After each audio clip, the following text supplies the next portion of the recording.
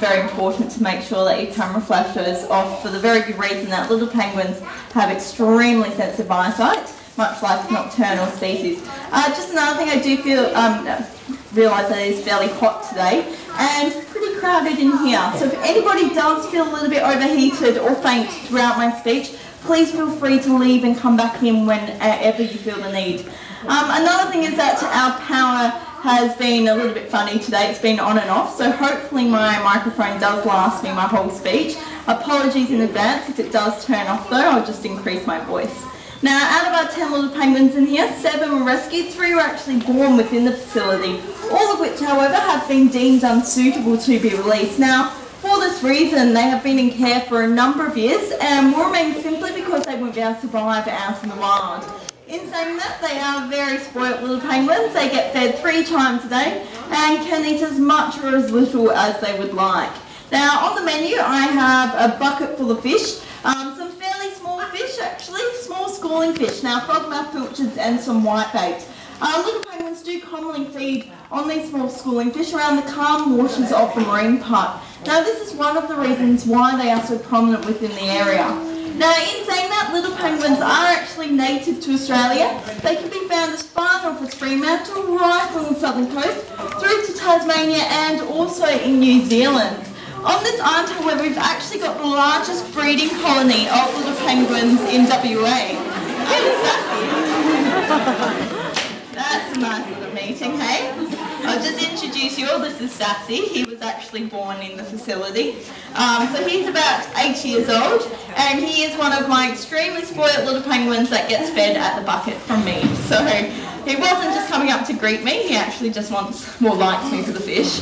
Now, little penguin, this island actually, as I was saying, is actually home to the largest colony of little penguins in WA. Now, there's approximately 1,000 breeding birds on this island alone. In saying that, with such a large population, you are extremely lucky to see little penguins on land during the day. Now, they do spend the majority of their time out at sea. Approximately 80% of their life is spent out in the ocean. Now, little penguins can dive to around depths of 60 metres, hold their breath for approximately 5 minutes and go up to speeds of 7 to 8 kilometres an hour.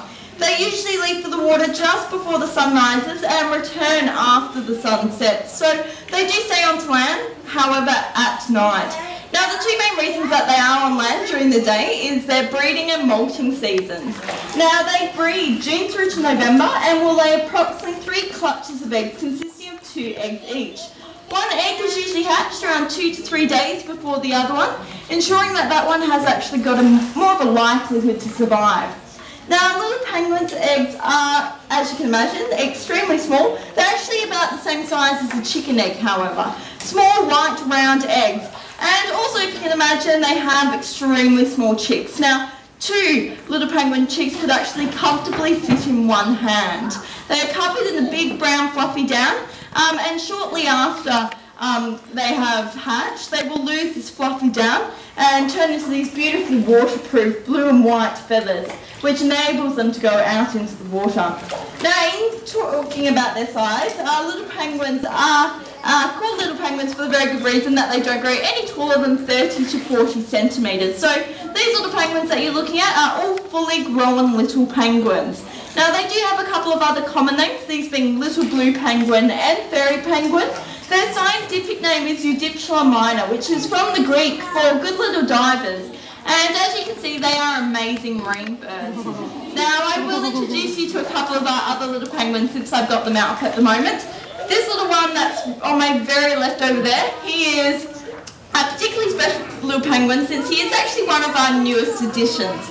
Now, his name's Splash, and he is actually only around 17 weeks old. So he was last year's chick, fully grown now, even though he does look a bit smaller than all of the others.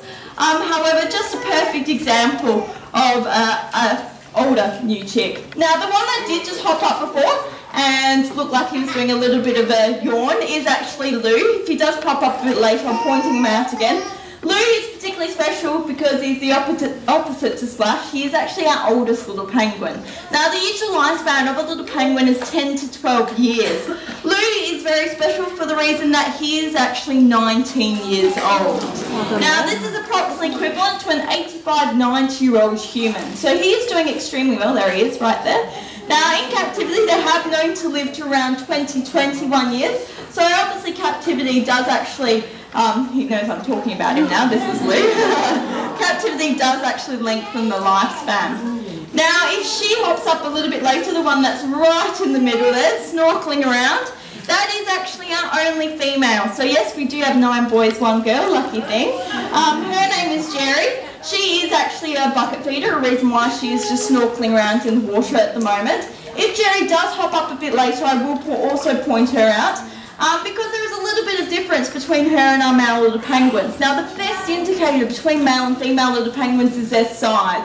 So Jerry is quite a bit smaller, and the smaller are beak size, which are the best ways to tell the difference. Now, in saying that, it is still extremely difficult to tell the difference between male and female little penguins. Luke here, unfortunately, on first arrival was actually named Lulu. So he is a very petite male. All of our little penguins, in saying that, have been DNA tested, which allow us to ensure what sex they actually are.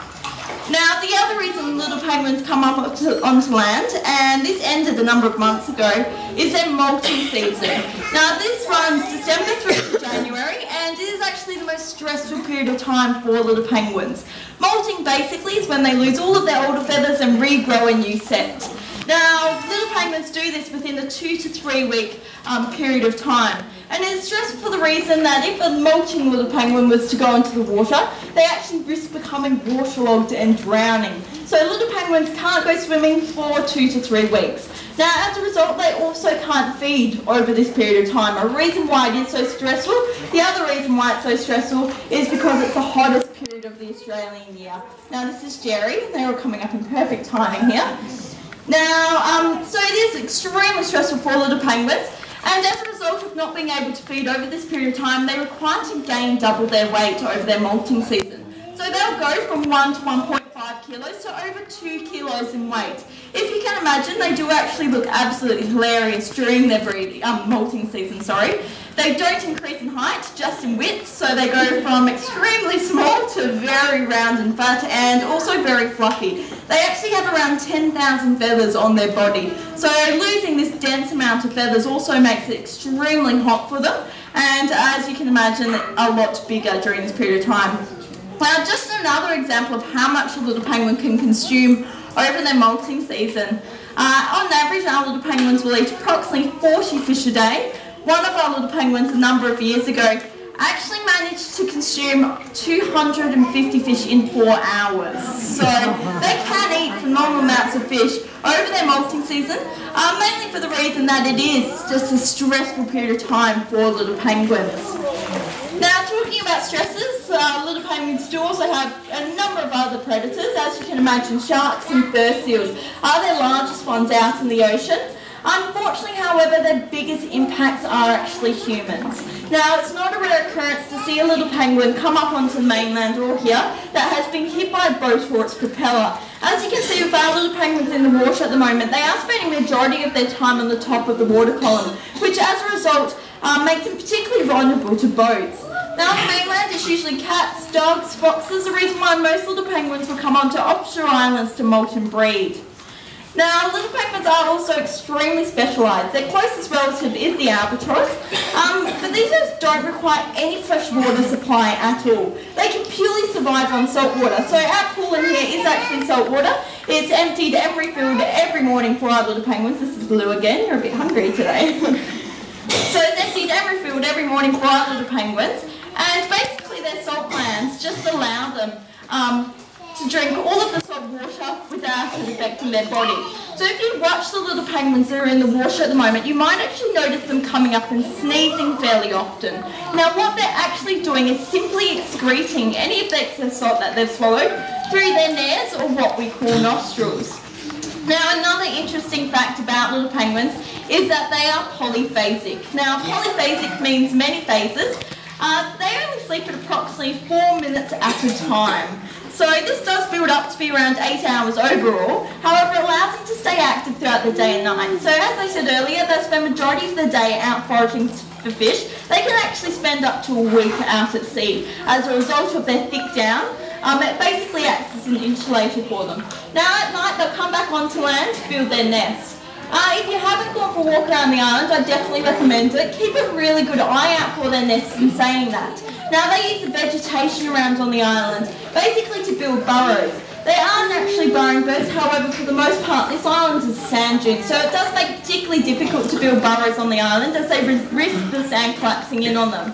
So in here you'll notice we have seagrass beds at the top of the enclosure. Now our little penguins do utilise this seagrass. You can do it, Pingu. They utilise that seagrass during their breeding seasons basically to make their nest. Now each of our little penguins also do have their own individual nest boxes, and they are here for the majority of the year. They actually get 3 months off over the winter period where they're sent back onto the mainland and get a little bit of a break from the public eye. Now in saying that, you would have also noticed I'm currently not feeding our little penguins any live fish at all. Now this is for extremely good reason, that it has been tried before and was very unsuccessful. Now we put a couple of these small schooling fish into the water for our little penguins and they were absolutely terrified of them. Only 2 of our little penguins were actually brave enough to hop into the water with these apparently big scary fish. The rest wouldn't go anywhere near the pool for the whole day. And the 2 that ended up hopping into the water actually got chased around by the fish. They wouldn't go anywhere near them. So it just proves that our little penguins in here are definitely not suitable to go back out in the wild. Now in saying that, they can actually be commonly seen around the calm waters of the marine park. So if you have a boat, I definitely recommend taking it out around this area. Also up in Coburn Sound, they're commonly seen. However, they are particularly difficult to see whilst out in the water. Now they have this dual colouring system for their very good reason of camouflage. So if you can imagine, from above their dark blue feathers blend into the dark deep waters beneath, and from underneath their white pearly feathers blend into the light above. Fairly similar to also many fish species as well as frog spawns. So perfect camouflage for them whilst out in the wild. Little penguins, as I said, are also extremely fast out in the ocean. They also have a number of other adaptations. Now they actually have barbs located in the upper and lower parts of their beak which allow them to grasp onto particularly slimy fish. If you watch the ones in the pool at the moment, you might actually notice them manoeuvring all of their fish to go down head first in order to reduce the risk of getting any scales or fins caught up in their throat. Now you guys will be fairly lucky to see any little penguins on land around the island today, unfortunately, just as a result of the seasons. There may be some lake molters, so do keep a really good eye out. If you don't see any little penguins, also keep a really good ear out for them. Now they may be the smallest of the 17 penguin species, but in saying that, they are the loudest. I can promise you that. These are very noisy birds. They actually have approximately 9 different calls, ranging from a dog barking, cat purring, and even a donkey braying. So if you do hear any very bizarre noises coming out from the vegetation, most likely to be one of these little guys. Now in saying that, you might not see any little penguins on the island today. We also have a number of other beautiful bird species around on the island. As you hopped off the ferry, you probably would have seen a number of crested terns. Now they're fairly large birds with the big black caps. Within the vegetation, keep a good eye out for our migrating bridal terns. They're fairly petite black and white birds.